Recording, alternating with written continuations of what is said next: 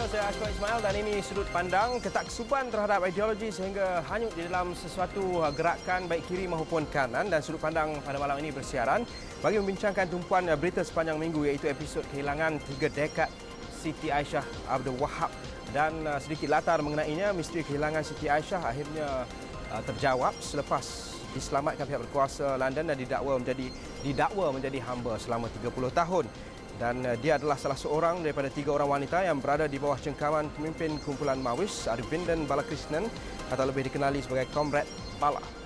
Dan susulan perkembangan itu, wakil keluarga iaitu adiknya Kamar Mahtum Abdul Wahab ke London untuk bertemu dengan Siti Aisyah. Sementara perkembangan terbaru, Pesuruhjaya Tinggi Malaysia Datuk Seri Zakaria Sulong mengesahkan Kamar Mahtum Abdul Wahab telah berjumpa dengan Siti Aisyah di suatu lokasi rahsia. Perjumpaan selama setengah jam itu dilakukan di sebuah lokasi yang dirahsiakan oleh pihak Scotland dan ia merupakan perjumpaan pertama bersendirian di antara kedua-duanya. Dalam pertemuan itu, Kamar Mahtum meminta adiknya agar mengutus surat buat ahli keluarga yang masih diingatinya di Malaysia. Dan berikut kita ikuti antara kronologi perkembangan yang membawa kepada episod kehilangan Siti Aisyah sehingga diselamatkan sehingga kini.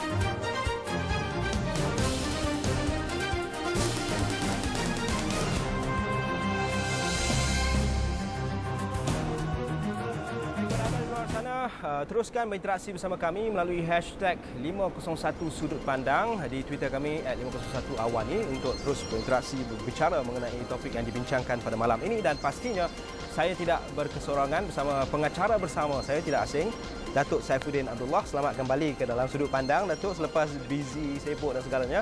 Baik, untuk membincangkan mengenai radikalisme, ideologi dan ketaksuban ini, bersama saya juga ketika ini ialah pertamanya Profesor Datuk Dr. Azizan Abu Samah, iaitu bekas Presiden Kesatuan Pelajar Melayu Victoria. Terima kasih Datuk, yang juga seorang bekas Setiausaha Agung Berkaum. Dan di hujung sana, tidak asing lagi, anak muda, Wan Saiful Wan Jan, bekas Presiden Gerakan Al-Hizbul Islami United Kingdom. Atau ketika dahulu saya dikelilingi Datuk Saifuddin juga gerakan mahasiswa, semua ni gerakan mahasiswa, membuka bicara dan beri ruang kepada Profesor untuk melihat dalam konteks apa yang berlaku kepada Siti Aisyah itu bagaimana? Sebelum 1976, di mana pergerakan yang bersifat Islamis tidaklah kuat, pergerakan yang orang kata disanjungi oleh anak muda ialah pergerakan yang mirip sosialis. Dan sosialisme, kalau kita lihat di Monash di mana saya belajar, semasa itu ada 2 sosialisme fahaman, iaitu neo-Marxis, Marxis dan juga Maois. Dan untuk seorang yang ingin berjuang mengenai peasant revolution, dia lebih mirip kepada Maois, kerana itu adalah peasant revolution yang diterajui oleh Mao. Jadi sebelum 76, untuk aktivis-aktivis yang kata idealistik, aktivis-aktivis yang di Malaysia juga di luar negara, mereka lebih mirip kepada ke kiri lah. Di mana yang menjadi orang kata setan dalam hal ini ialah American imperialisme, dan juga kapitalisme dan juga Zionisme. Jadi kami di Monash masa itu, Monash memang sebuah universiti yang kata the Berkeley of the South. Dia samalah radikal dengan Berkeley masa itu. Tetapi yang peneraju yang utama semasa itu ialah peperangan Vietnam. Kerana umumnya khasnya budak-budak undergraduate yang muda, khasnya daripada Australia dan Amerika Syarikat. Pada mereka sedang kena conscripted untuk pergi berperang di Vietnam, dan banyak yang lari kerana 19 tahun pergi face dengan Vietcong, kadang-kadang mati dan sebagainya. Jadi ada kata-kata yang mengatakan if you're not socialist then you have no soul. Datuk Saifuddin. Ya, di Malaysia pada masa itu, kalau kita membaca misalnya tulisan yang dianggap paling penting dalam gerakan mahasiswa ialah mahasiswa menggugat oleh guru saya, Datuk Profesor Muhammad Abu Bakar. Memang zaman itu 70-an itu, sebelum 74 sekurang-kurangnya, 75-76, masa itu memang gerakan sosialis, ya, kelab sosialis itu yang kuat, ya. Ya, Isyamuddin Rais antara tokoh, beramai lagi, Syed Hussein Ali, Sanusi Osman dan sebagainya. Mereka sangat kuat di industri Melaya dan memang begitu. Tetapi selepas itu datang, tengoklah siapa menulis, ada yang menyebutnya kebangkitan Islam, ada yang menyebutnya, kalau Zainal Anwar dia kata revivalism, Islamic revivalism atau dakwah movement, lebih kurang begitu dia menulis master thesisnya. Tapi saudara Wan Saiful dia di UK. Dan mungkin agaknya Wan Saiful dan kawan-kawan pada musim itu mendapat percikan kebangkitan Islam yang menjadi teras perjuangan mahasiswa. Bagaimana sebelum Wan Saiful jawab tu, Datuk, kita ada satu VT menceritakan tentang zaman itu mahasiswa menggugat. Kita saksikan.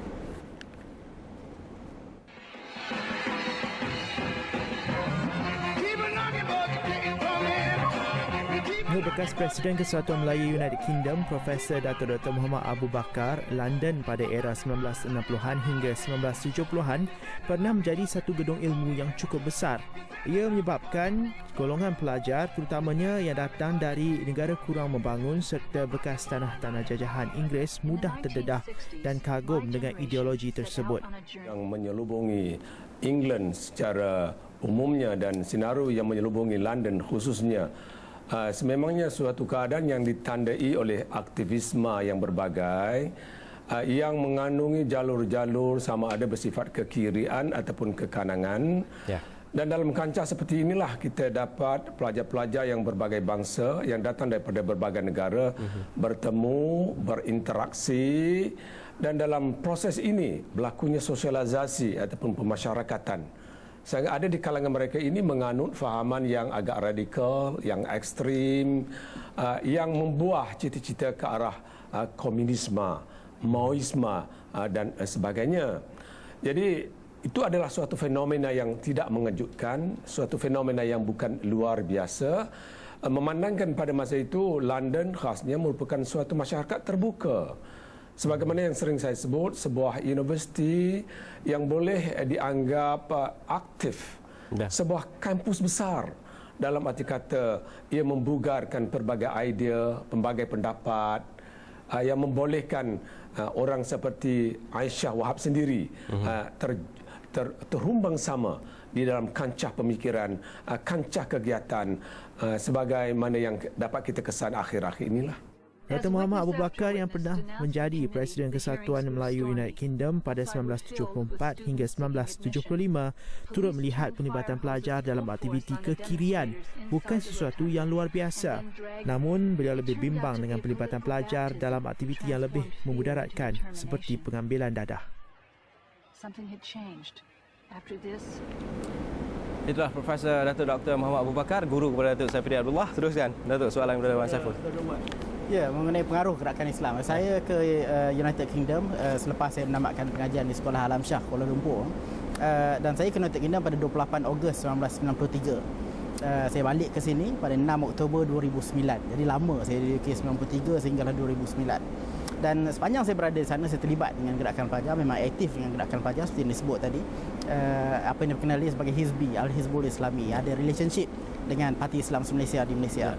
Jadi saya terlibat daripada awal, daripada A-level sehingga universiti, Setiausaha Agung, Presiden, Mursyid, Hizbi dan sebagainya.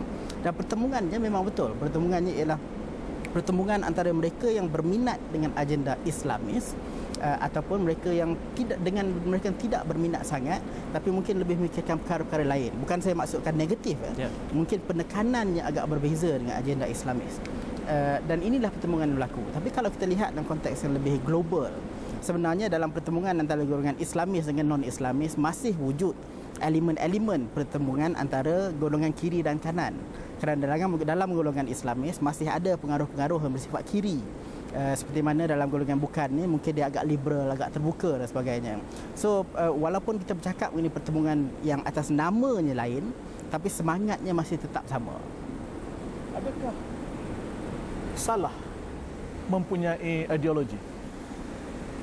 Atau sebenarnya itu diperlukan? Saya rasa kalau orang muda tidak ada ideologi, Dia dah bersara sebelum menjadi dewasa. Ya. Ya. pada saya ideologi lah yang orang kata memberi rangsangan, dan saya sedih bila melihat seorang anak muda yang tidak ada ideologi. Tetapi itu satu berat di mana kebanyakan orang tidak berfungsi ideologi ataupun katakan sudah tidak mengikut ideolog. Ya, because kalau Okey, kita terpaksa berehat seketika. Kita kembali selepas ni. Kita sambung dengan jawapan Prof. Because Memahami penyebaran ideologi.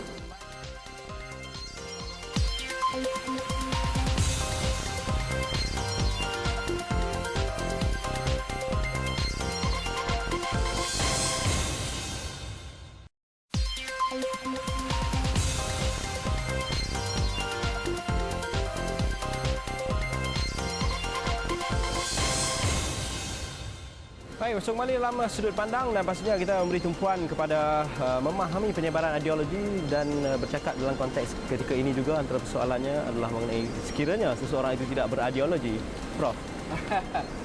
dia satu perkara bila you tengok Michelle Obama menyatakan dia dan ini kerana saya ni adalah anak NEP ya.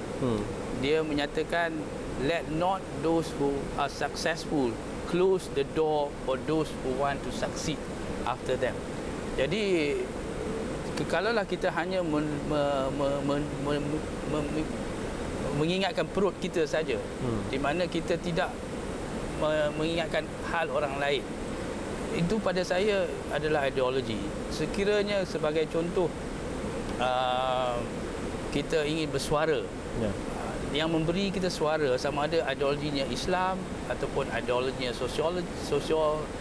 sosialis dan sebagainya, itu merupakan bagaimana kita melihat clashes di antara yang berada dengan yang tidak ada, dan bagaimana untuk mengimbangkan yang supaya gap di antara yang berada dengan tidak ada itu dikurangkan. Itu ada dalam Islam, itu pun ada dalam sosialisme, itu pun kerana saya ada dalam kapitalisme pun dia ada that sort of need to untuk stability, mana-mana stability, walaupun yang nak jadi dalam komunisme Malaysia, komunalisme bukan komunisme Malaysia, kena bercakap tentang pengagihan harta benda yang adil. Apabila dalam Al-Quran ada ayat yang menyebutkan amal ma'ruf nahi munkar, menyeru kepada kebaikan, melarang daripada kemungkaran, adakah itu semacam suatu tuntutan kepada mempunyai ideologi atau pegangan atau prinsip atau bagaimana untuk seseorang itu berjuang? Saya rasa kalau kita ulas dari konteks tu, jarang sebenarnya saya ditanya soalan untuk mengulas ayat-ayat Quran ni, tapi tak apa, sekali-sekala mengenang kembali zaman pelajar. Saya saja nak ujian lulus insya-Allah. Tapi kalau kita lihat ayat tu, dan sebenarnya banyak lagi lah prinsip-prinsip penting dalam agama. Saya rasa memang menuntut kita supaya mempunyai pegangan. Pegangan ini kadang-kadang diterjemahkan sebagai ideologi, kadang-kadang diterjemahkan dalam bahasa yang lebih Islamiknya sebagai fikrah. Dia bergantung pada konteks perbincangan kita. Dan saya rasa saya setuju dengan disebut oleh Prof tadi bahawa golongan muda, dan malahan saya akan katakan sehinggalah tua sekalipun, sepatutnya kita ada pegangan kita tersendiri. Sama ada kiri atau kanan, bagi saya itu secondary. Yang penting kita ada pegangan dulu. Of course saya akan mengatakan bahawa mereka berpegang kepada pegangan kiri, berada di jalan yang agak tidak benar. Sebab saya lebih selesa dengan pandangan yang sifat terbuka, lebih menekankan idea-idea liberal dan sebagainya. Tetapi yang pentingnya kita memerlukan rakyat yang lebih berfikir berdasarkan pegangan tertentu berbanding dengan situasi sekarang yang mana terlalu ramai orang bercakap dari sudut perkauman yang terlalu sempit, dari sudut yang terlalu emosional Atau ekstrim yang tidak berdasarkan fakta. Dia banyak berdasarkan emosi semata-mata. Sebab itulah saya rasa pegangan ni penting, ideologi penting. Ya. Okey, sebelum tu Datuk, apabila bercakap mengenai ideologi, kita menyingkap kembali apa yang berlaku terhadap Siti Aisyah. Saya sempat menemu bual bekas Wakil Tetap Malaysia ke PBB, Tan Sri Razali Ismail, yang antara lain pada ketika itu dia bekerja di London 1970-an. Dia berkongsi mengenai ia perkara yang tidak asing bagi pelajar-pelajar maupun mahasiswa ini kerana ia sebahagian daripada proses sosialisasi itu. Dan yang menarik ia berlaku ketika berlakunya pertembungan ideologi yang sangat kuat 1970-an. Dan itu antara rumusan beliau, dan kita saksikan sedikit sebanyak mubual antara saya dan Tan Sri Razali Ismail. Razali menceritakan senario semasa berkhidmat sebagai kaunselor di Pesuruhjaya Tinggi Malaysia di London pada tahun 1970-1972. Fenomena kumpulan The Beatles dan pertembungan ideologi memuncak ketika era 60-an dan 70-an mendominasi proses pembentukan identiti golongan muda ketika itu. Also, at the height of the ideological struggle between what is represented by the communism and the Soviet Union and China and the so-called free world. We don't have to use the word free world, but America and Europe that thought that they were democratic. So it's a time of access to a lot of knowledge. Landscape geopolitik dunia ketika itu menyaksikan kempen pendemokrasian sedang rancak berjalan dan sedang mengambil tempat di dalam mempengaruhi bukan sahaja hala tuju malah sistem sesebuah negara. Keadaan itu sekaligus menyaksikan pertarungan sengit pelbagai ideologi, terutamanya sosialisme, komunisme dan kapitalisme, serta sering diperjuangkan setiap gerakan mahasiswa. If you are a person who is with an active mind, you cannot help but be drawn towards whatever is going around you. So the ambience was great for young people to be there. Walau bagaimanapun pada masa sama, beliau percaya wanita itu tidak diperhambakan sebagaimana dilaporkan. Whatever she did, at least at the beginning, she did it out of her own will, her own volition. And because she was an intelligent person. I mean, if there's a chance to talk to her now, without the prejudice, or you are with this group, that group, and all kinds of bad allegations, it would be very interesting to chart out how important chapters in her life. Bagi Razali, pendedahan kisah Siti Aisyah ini juga sebahagian daripada kes terpencil membabitkan rakyat negara ini dengan fahaman terlampau. Baik, kita akan berehat seketika. Kembali selepas ini kita akan menyentuh mengenai dinamika ideologi itu juga dan cuba mengaitkan dengan ekosistem serta persekitaran global dan geopolitik semasa pada waktu itu. Kita kembali selepas ini. Sudut pandang.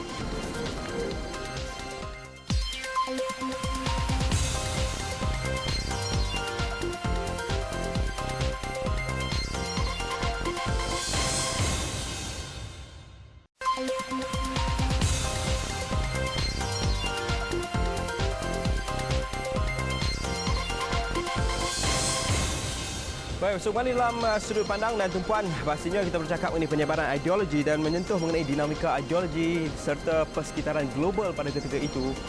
Profesor, 70-an era 70-an. 70-an pada saya adalah di masa banyak negara keluar daripada post-colonization. Okey. Dan jadi di sini dalam proses ini kita bercakap tentang neokolonialisme. Ya. Kita bercakap tentang cuba mencaturkan satu ideologi yang baru. Seperti di Tanzania kita ada movement yang mirip-mirip kiri dan juga kita ada semasa itu juga dalam kerangka Cold War di mana kita ada dunia komunis dengan dunia barat. Jadi di antara fodder crop untuk mempengaruhi adalah student-student ni lah. Mereka adalah the fodder crop untuk ideolog daripada berbagai khasnya daripada kiri untuk mempengaruhi orang kata student union ini. Jadi mereka masuk student union. Sama ada Malaysian Student Union ke macam Siti Aisyah ialah Malaysian Singapore Student Union. Dan orang kata satu perkara yang interesting pada saya ialah mengapa orang yang mempunyai pengajaran dalam sosiologi, antropologi, ekonomis, mereka tidak terbawa sangat jika dibandingkan dengan seorang yang keluar daripada Malay College, keluar daripada Tunku Siah yang beraliran sains. Dan pada saya ini adalah satu kerangka kerana mereka ini boleh dikatakan putih. Hidup mereka di macam saya tidak begitu kerana saya mix dengan Samsul Amri, saya mix dengan orang antropologi apa semua. Tapi yang betul-betul totok dan orang kata taksub selalunya adalah orang-orang yang begini. Di mana background dia adalah engineering atau background dia adalah sains. Kita akan sentuh mengenai psikologi pengikut secara umumnya. Mungkin Wan Saiful boleh menceritakan ini era Prof. Waktu era Wan Saiful lebih kepada kuasa dunia unipolar, kuasa tunggal, perjuangannya dengan gerakan Islam yang telah pun cherish, marak. Saya rasa kalau kita melihat zaman 90-an yang ke atas lah, sehinggalah sekarang, perdebatan yang berlaku zaman 70-an dan sebelum itu boleh dibaca dalam buku-buku tapi amat jarang berlaku seperti zaman masa itulah. Seruan-seruan ke arah revolusi dan sebagainya yang banyak dibawa oleh golongan sosialis, golongan Maois dan sebagainya ni masih ada tapi tidaklah sekuat dahulu lagi. Saya rasa rakyat sekarang menjadi lebih rasional dan kita dan termasuklah masa saya di UK dulu pun yang lebih dipentingkan ialah hujah yang boleh dibawa. Jadi kalau saya cakap dari segi pengalaman saya sekalipun dalam kita cuba untuk menarik para pelajar Malaysia di sana untuk bersama-sama dengan gerakan Hizbi di sana, apa yang kita bawa ialah hujah, dan hujah yang kita bawa ialah hujah untuk agama, dan itu yang dikehendaki oleh pelajar pada masa itu dan itu yang dikehendaki oleh rakyat secara umumnya sekarang. Saya rasa zaman sekarang lebih pada zaman hujah, tapi malangnya kadang-kadang hujah ni dilawan kembali dengan kuasa. Jadi apabila dikongkong minda seseorang, rakyat mana-mana negara, ini yang akan menjadikan ada retaliation. Ini yang akan menjadikan dia jadi rasa nak bangun dan membantah. Jadi saya setuju dengan yang Prof sebut tadi bahawa pelajar yang datang lebih dari liberal arts contohnya, dia lebih terbuka berbanding yang engineering yang saintifik ni, sebab dia tidak dilatih untuk mempersoalkan keadaan semasa. Jadi apabila dilatih untuk mempersoalkan keadaan semasa, maka dia lebih terbuka dan boleh menerima perbezaan pandangan, perdebatan antara pandangan dan sebagainya. Namun saya lihat ada satu common denominator ni.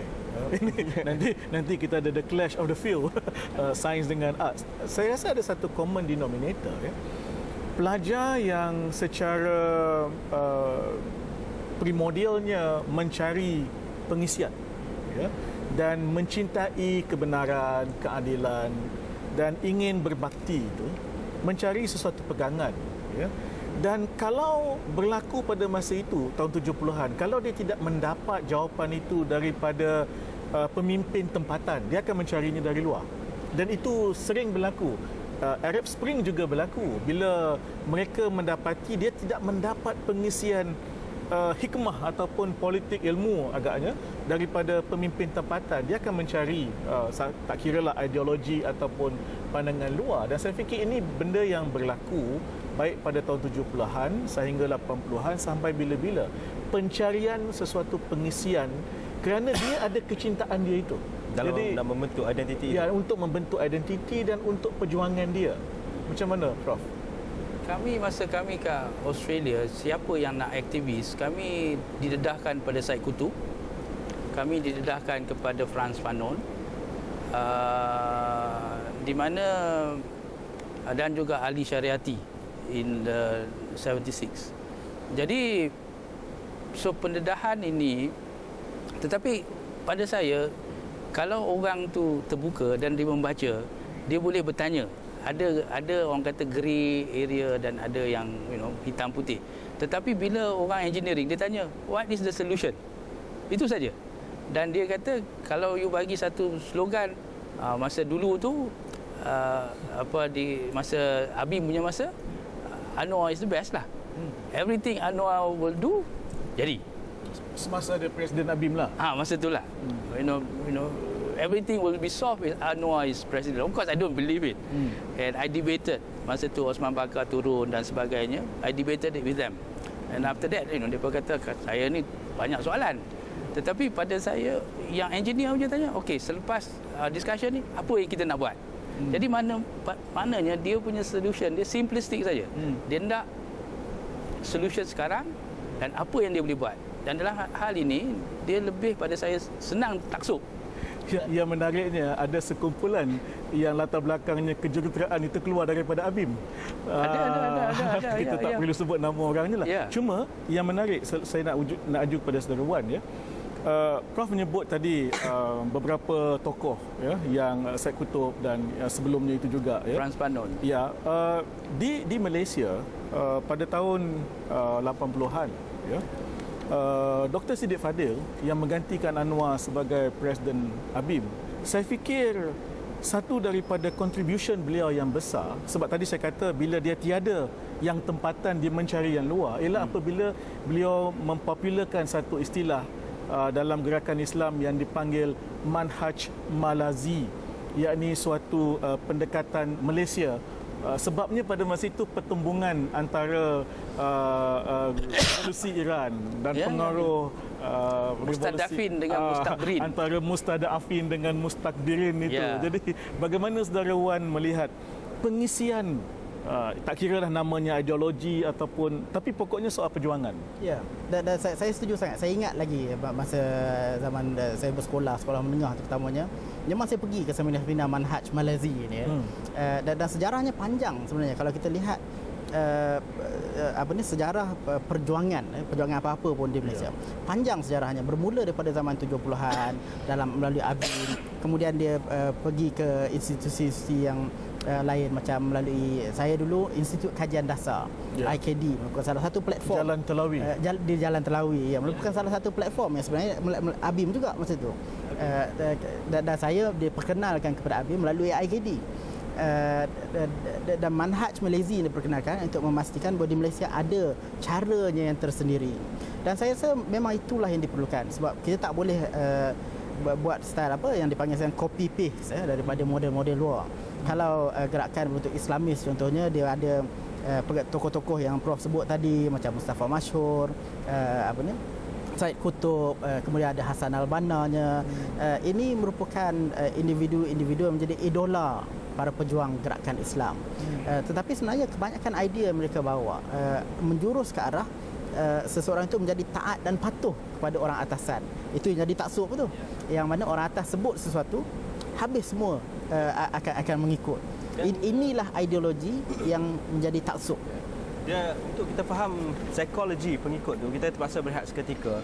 Dan apa yang disebut oleh Wan Saiful, saya generasi muda, umur saya 28 tahun, sama lebih kurang macam Wan Saiful, muda sikit. Saya menyaksikan sendiri revolusi Mesir pada tahun 2011 dan bagaimana pincang dan ganasnya suasana pada ketika itu di sebalik walaupun ia dilihat sebagai lubuk pada ilmu-ilmuan Islam itu. Kita akan bincang mengenai psikologi pengikut-pengikut yang mungkin terjerumus dalam ketaksuban ini selepasnya. Kita berehat seketika. Sudut Pandang.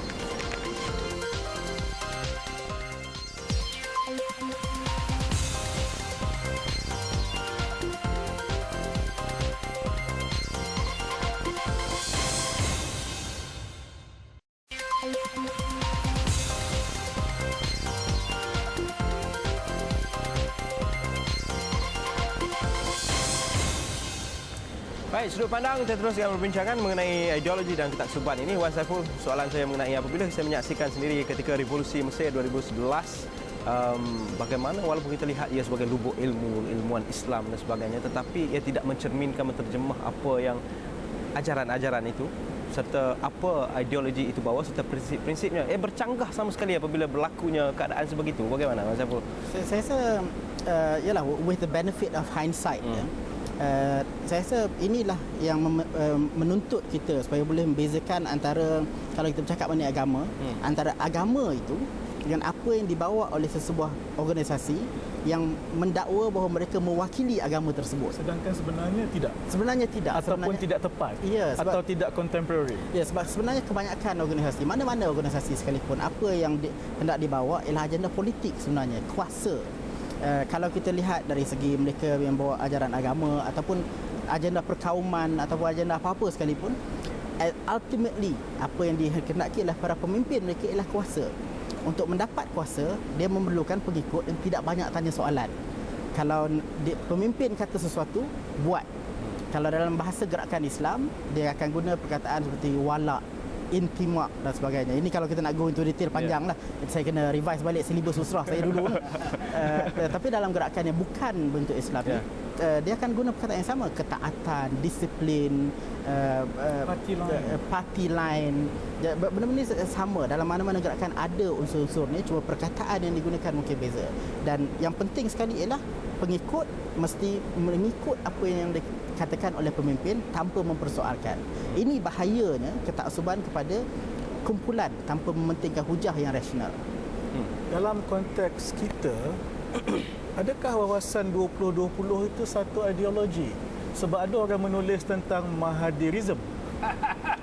Nak tanya saya? Ya, tanya Prof. Sila Prof. Baik. Saya pernah bersama Mahathir selama 13 hari semasa saya ke Antartik.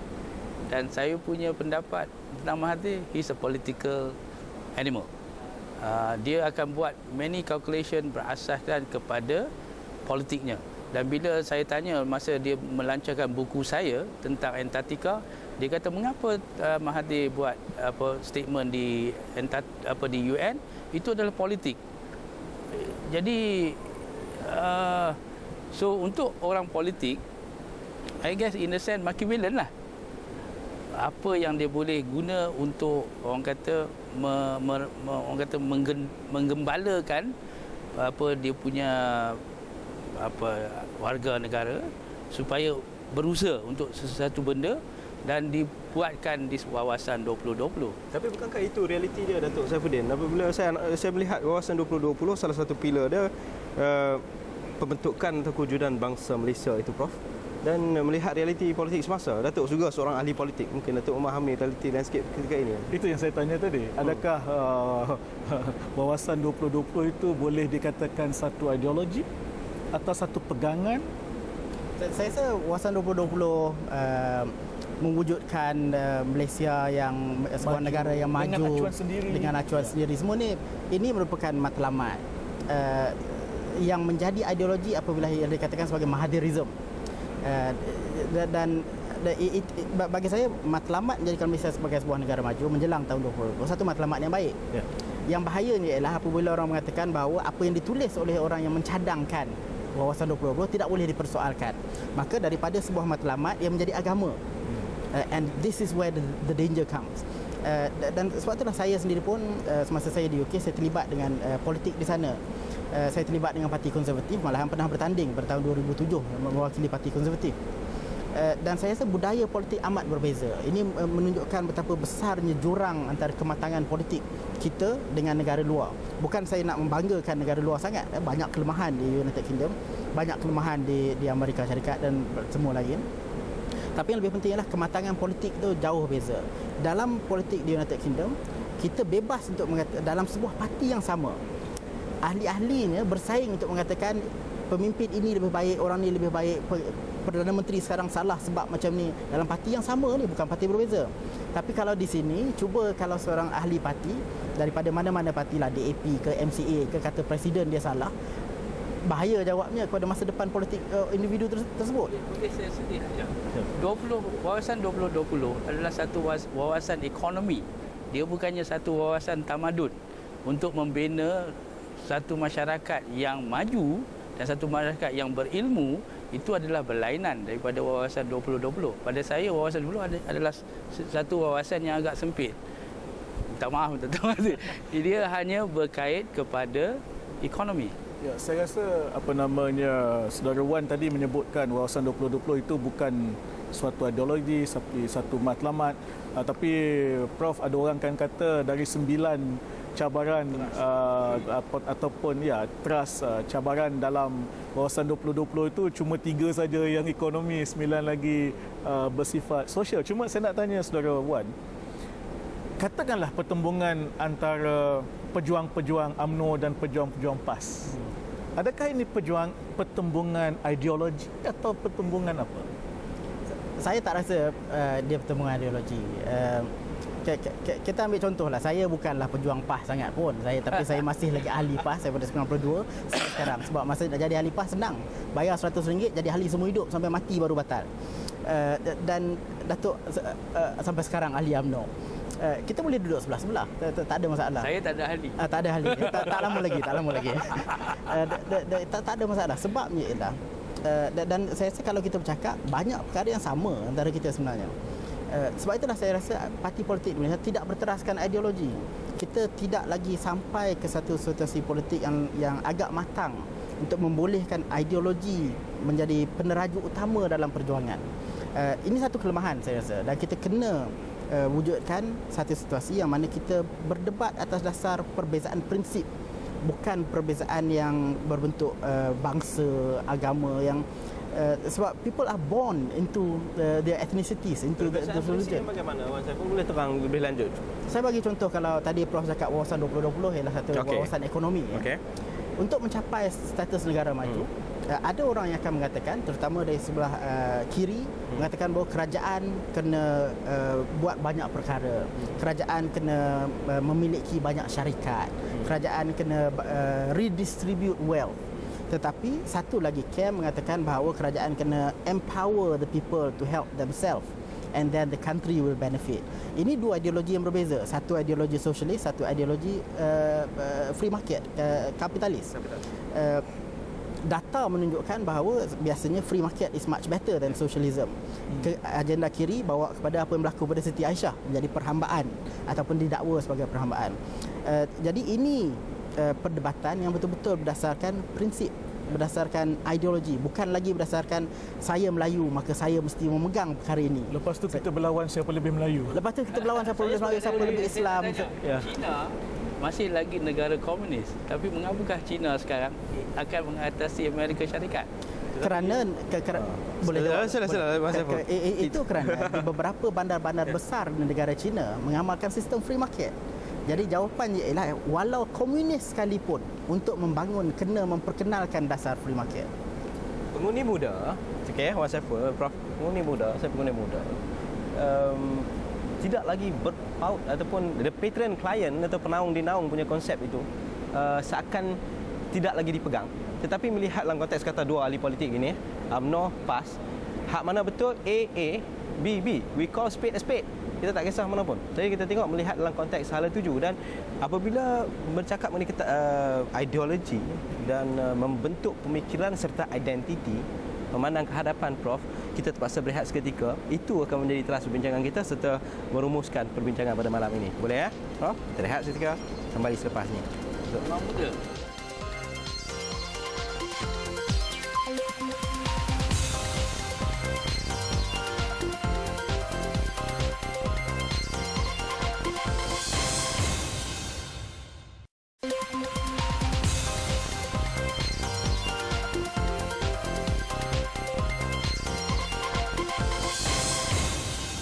Sudut pandang kita teruskan untuk segmen terakhir ini. Kita ingin merumuskan Wan Saiful Wanjan. Saya anak muda, saya agak melihat dari sisi lain. Kita melihat yang mana betul, itu yang kita sokong, itu yang kita setuju. Kita tidak melihat payung parti, warna parti apa tak ada. Contoh dalam keadaan ketika ini, mungkin Wan Saiful boleh melihat dalam konteks anak muda, ideologi itu penting kata Wan Saiful ya. Tetapi pada masa sama, contoh seperti parti politik ketika ini, UMNO dan juga PAS, apabila bercakap tentang muzakarah, ini mata pandangan orang muda kawan-kawan saya kat luar sana. Apabila bercakap tentang muzakarah, bercakap, okey, kita ready bermuzakarah, kita ready bermuzakarah. Tetapi kita ingin melihat actionnya. Bilanya topik akan digariskan, bagaimana bentuknya, adakah mengambil masa begini lama untuk berbulanya sesuatu muzakarah? Ini contoh salah satu isu kita bercakap dalam konteks ideologi. Dia sebenarnya isu muzakarah sekalipun, dah banyak lagi usaha untuk menyatukan UMNO dengan PAS. Bagi saya semua ni adalah perbincangan politik semata-mata. Dia bukannya satu benda yang betul-betul nak dibuat untuk menyatukan satu dua entiti yang berbeza, dan sekiranya bersatu sekalipun, bagi saya jauh lebih berbahaya daripada keadaan sekarang, kerana apabila bersatu maka asas penyatuan itu adalah bangsa.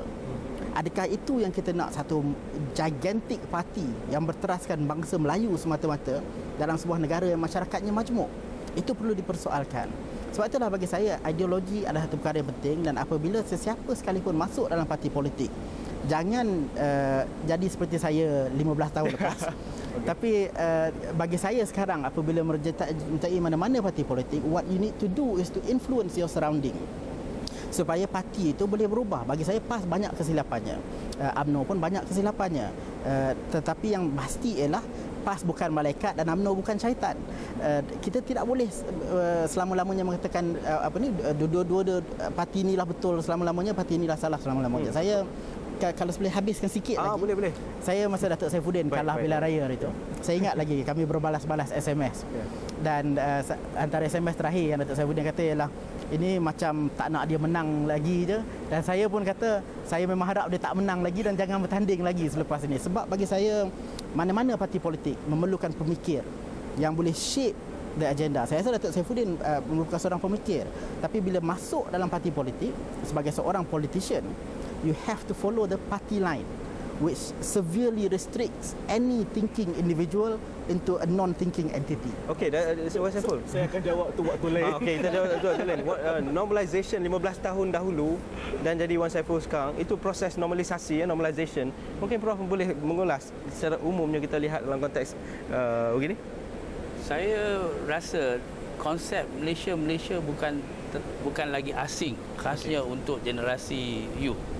Kerana anak-anak saya pun adalah orang yang bergerak dalam konsep Malaysia. Jadi kita ada apa yang dikatakan common space sudah. Di mana kalaulah kita banding masa Hussein On dulu, konsep itu tidak boleh hidup. Tapi sekarang ini konsep Malaysia ada hidup dan ada penyokongnya dan ada pendukungnya. Dan ini ada di dalam UMNO, ada dalam PAS, ada dalam PKR. Semua konsep ini. Dan ini adalah pada saya konsep yang akan ke hadapan. Kerana kalau kita tengok daripada Indonesia pun sama. Dia bukannya Melayu, dia bukannya Jawa, dia adalah Indonesia. Jadi kita di sini common ground telah dibina. Dan saya rasa adalah satu, orang kata, kekuatan the common ground, despite apa yang dibuat oleh perkasa dan benda-benda lain, dia masih lagi stable. Tidak adalah orang yang pergi bakar sana sini dan sebagainya. Tidak ada dah. Maknanya common space sudah ada. Dan ini adalah pada saya masa depan Malaysia. Bukan masa depan saya. Jadi mana berjaya? Jadi maknanya generasi baru ini lebih rasional. Tak. Mereka lebih berfikir bahawa Malaysia itu mereka itu Malaysia. Kemudian barulah dia Melayu, kemudian baru dia Cina, kemudian baru dia India. Masa kami lain, kami Melayu, Malaysia second. You punya generasi adalah Malaysia dah. Dan banyak dah you punya generasi begitu. Sebab itulah parti-parti yang, dan juga Datuk Najib sendiri telah pergi kepada that concept. Kerana itu dah realitinya. Sudah timbul satu kumpulan yang mengatakan aku Malaysia. Bukannya yang dari 4 minit Datuk Saifuddin. yang dari sudut politiknya mungkin dengan kata lain ialah dia sudah rabun warna.